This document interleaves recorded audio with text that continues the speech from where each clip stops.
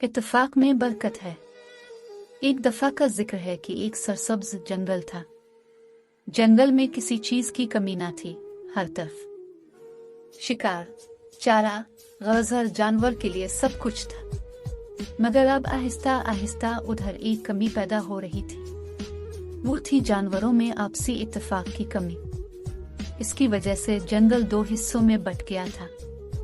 एक तरफ खरगोश, हिरन, रीछ और बंदर थे तो दूसरी तरफ सिर्फ गैंडे। जंगल के इस हिस्से में कोई शेर, चीता, लूमड़ी नहीं रहते थे। बस जंगल में यही जानवर थे।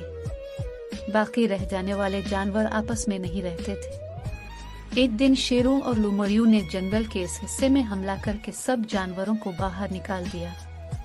गैंडों ने उन पर हमला किया, लेकिन शेर और लूमड़ियां बहुत ताकतवर थे, इसलिए वो हार गए।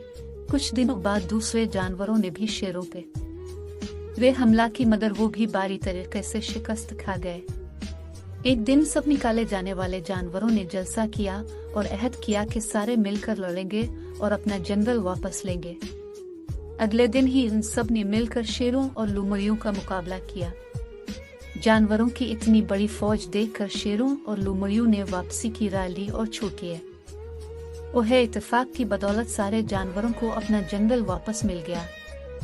गैंडों ने सारे जानवरों की मुआफी मांगी और इत्तेफाक से रहने का मुआहिदा कर लिया।